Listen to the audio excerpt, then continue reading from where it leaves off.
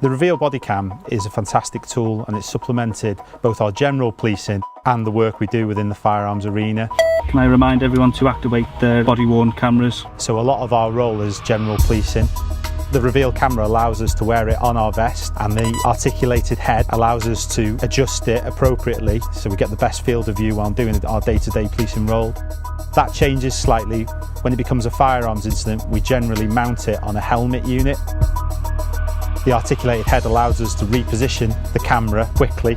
The feedback from officers on the ground has been extremely positive with the Reveal camera. When it first came in, it was so easy to use. What we've seen is it's increased our ability to provide a really quality evidential product to other departments to then continue the investigation.